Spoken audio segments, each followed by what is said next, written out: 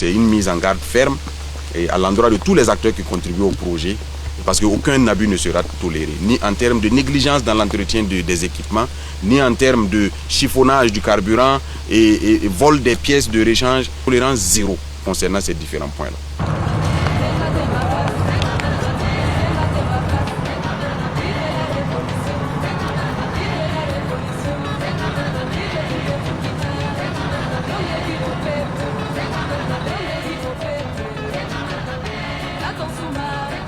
Il faut non seulement recalibrer, mais il faut penser aussi à faire de petites retenues d'eau, comme j'en parlais à DG, faire de petites retenues d'eau pour que l'eau qui vient ne parte pas, mais qu'elle puisse aussi abonder ces retenues d'eau-là et servir pour les activités après la saison pluvieuse. Et maintenant, vous allez vous inscrire dans le moyen terme après la saison pluvieuse, dans la réalisation de la grande retenue d'eau. Le directeur général m'a parlé d'une retenue de près de 10 millions de mètres cubes. Et les études vont pouvoir affiner cela, mais ces deux premières instructions-là qui ont été données par leurs excellences, le président du FASO et le Premier ministre. Donc, je vous invite à mettre du sérieux dans le travail. C'est beaucoup de moyens acquis dans un contexte difficile. Vous avez suivi, c'est en cours d'exercice budgétaire 2024 que Excellence a instruit qu'il soit mis en place une ligne pour acquérir ce matériel-là et vous permettre d'être opérationnel tout de suite.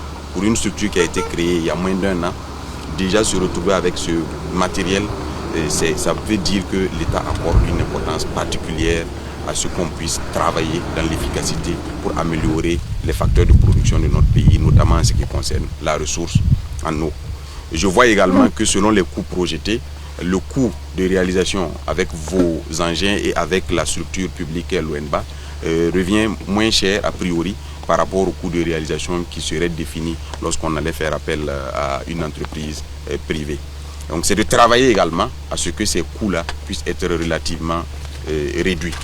C'est l'un des objectifs, parce que ce qui arrive souvent lorsqu'on a ce genre de situation, c'est les abus. Et donc c'est une mise en garde ferme et à l'endroit de tous les acteurs qui contribuent au projet, parce qu'aucun abus ne sera toléré, ni en termes de négligence dans l'entretien des équipements, ni en termes de chiffonnage du carburant et vol des pièces de réchange. Ça ne sera tolérance zéro concernant ces différents points-là. Et j'invite tout un chacun à assumer ses responsabilités. Les agents qui sont chargés de conduire les engins-là sont des agents qui seront payés, seront traités comme les textes le prévoient. Chacun n'a qu'à se contenter du traitement qui lui est affecté. Donc, je vous engage en tout cas à prendre soin de ces équipements-là. Il est prévu dans le planning que ces équipements puissent être renforcés pour accroître vos capacités d'intervention et faire en sorte que vous puissiez intervenir sur plusieurs sites en même temps.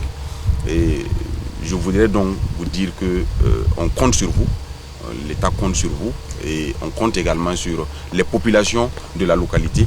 Je suis déjà heureux que la coopérative locale soit impliquée pour l'abattage des arbres. C'est ce que nous recherchons. C'est ce que le président du FASO répète tous les jours. Il faut que la population puisse être active et contribuer au développement du Burkina Faso. C'est très important. Une population qui croise les bras et qui attend qu'on vienne tout faire pour elle, nous ne pourrons jamais y parvenir. Il faut que la population se sente impliquée. Et pour qu'elle se sente impliquée, il faut que nous donnons le bon exemple. Le bon exemple par le sérieux dans le travail, le bon exemple par notre attitude, le bon exemple par notre conduite personnelle. C'est l'engagement que nous avons pris auprès de son Excellence le président du FASO et nous comptons tenir cet engagement.